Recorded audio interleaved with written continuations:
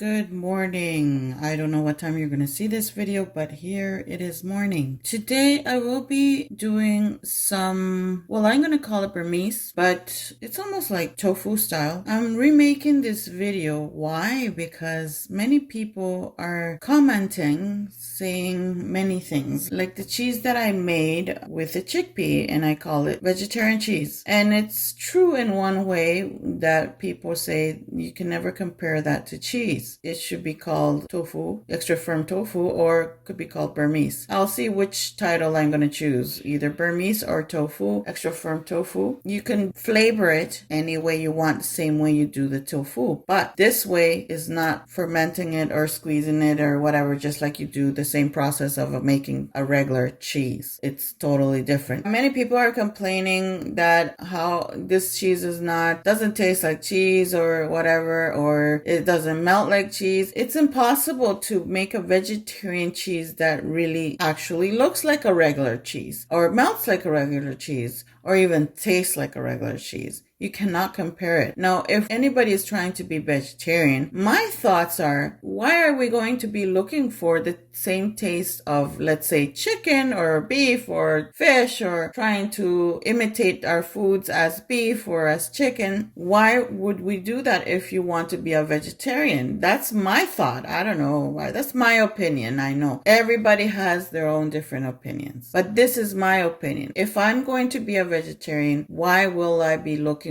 for, the taste of the beef and try to make something to make it look like beef or make it look like chicken and taste like it? Why would I do that? Might as well just stay not vegetarian, right? I believe so strongly in that if you're going to be a vegetarian, just do your foods the way you want to do it. Spice it up nicely. Give it flavor. There's many herbs, many things that you can put in there to change the flavor and make it so delicious. Honestly, I eat maybe once a week meat. I'm not going to run and say, oh, I'm a vegetarian because I eat only once a week, so I can call myself a vegetarian. No, I'm not a vegetarian. In the description box below, I do explain why I opened the channel and that I am not a vegetarian, but I do eat mostly vegetables, grains. I do eat mostly now, lately though. Or I just eat mostly veggies, like vegetables or herbs. And I want to be honest and straightforward. I eat a lot of eggs. That for sure. A lot of eggs. That I cannot live without. I've lived with eggs and I will not live without my eggs. And cheese, well, cheese, I love cheese. I will not lie. I love cheese. I love animal cheese. And I cannot replace cheese with any other vegetarian style because I cannot call it cheese because it's not tasting like cheese and it doesn't melt like it. So, my friends, if you're not happy with the way it came out, or there's other options, like I think there's a cashew one that you can do, but I honestly, I don't want to call anything else cheese anymore. So from now on, I'm not saying cheese anymore. The video that was uploaded that says cheese, it will remain the same way. I already put the title like that, and apparently you cannot change it because it's already written. Once you write that title, it will permanently stay like that. So cannot change it. Of course I can change it, but it's in the system. It will still remain the same, and whoever looks for it, it will appear for them. So I will leave it the same way. All right. Too much blah, blah, blah, blah, blah. I know she talks too much, but anyways, there's, I think I told you I had 1 cup. Well, I lessened the water, so it's just half a cup. Okay. So in this blender, whichever one you have, I'm going to put my chickpeas. I have half a cup of chickpeas, whole chickpeas, raw chickpeas, and no, it does not work with canned, cooked, nothing cooked. It will not work. It has to be raw, or you can just buy the flour. All right, so I'm going to blend it up and make it into flour. All right, I did not turn on the stove. I turned it off. In this bowl, I will put the chickpea flour. I'm gonna do it different this time, not like I did in the other videos. Maybe this way is easier for some of you that were complaining that it doesn't come out the same way. So this is another way. So I have a pinch of salt, just a pinch, and I'm going to add some garlic powder. And I'm going to add a pinch of cumin. You put any spices that you wish. Whatever your heart desires, you put whatever you wish. And we give it a mix. Now this is only half a cup. All right. And then I'm going to grab water, room temperature. So I have 1 cup of water here. Just pour there and start mixing. This is another way you can do for those that are having difficulty in it coming out for you. I don't know. I don't understand how it doesn't firm up. Some people say it didn't come out good. It came out mushy. Some people say that it didn't come out like mine. All I say is just follow my steps and it should be fine. Give it a good mix.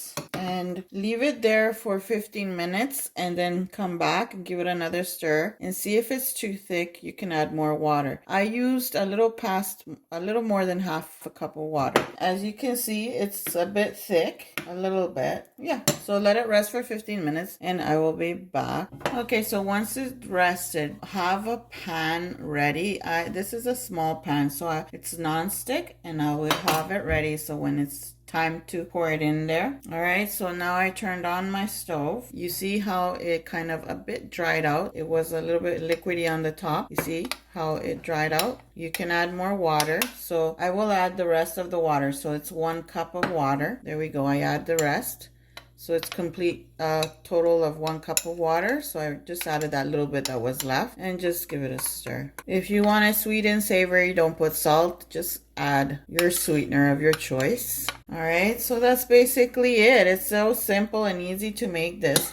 And in here is half a cup already. So I'm just pouring it in there and stirring. And we're going to stir for 7 to 8 minutes. We need it to kind of cook a bit. It needs to cook. So 7 to 8 minutes should be fine. So on low medium heat, you should not have any problems. I apologize if I talk too much. Just sometimes the comments really get to me. Some people are rude and write some very weird comments and they don't need to be swearing. But yes, it gets to me.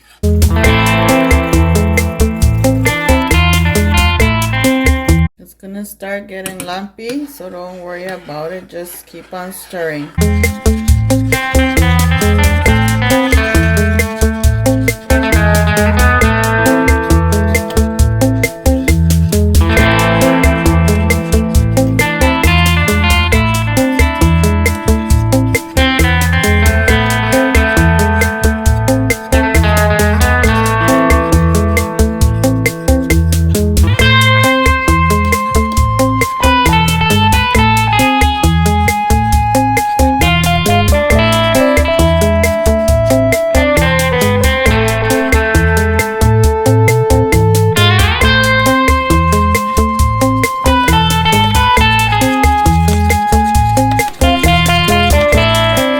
It's already boiling for, I think, the past more than 2 minutes now.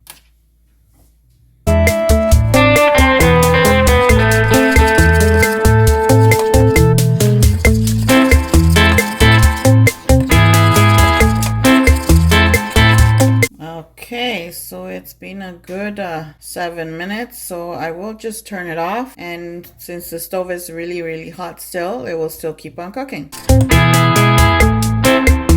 Alright, so I'm going to use a spatula to help myself more better.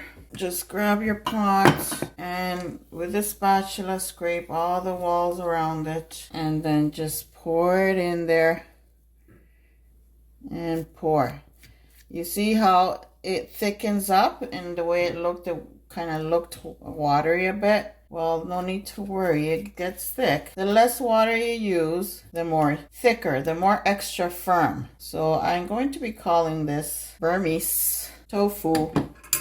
I don't know. And just straighten it out. I'll be back once it's firm. All right, so it's still a little bit warm. It's, I think, 1 hour and a half so far, but it's already firm. See how it separates from the container, from the mold. And all I do is just turn it over and it slides off. I sprayed the container, which I don't need to because it's nonstick. But just in case I did. With this, you can do many recipes, many things with this. You can do fries, you can do scrambled, you can even bake it, fry it, you can do many things. When you're stirring it in the pot, you can add other things like any other herbs that you wish. Sometimes I do add chives, sometimes I add basil, sometimes I add cilantro. Fresh makes a big difference in the world. I don't know, to me it does make a big difference. All right, my friends, so as you see, this is very firm.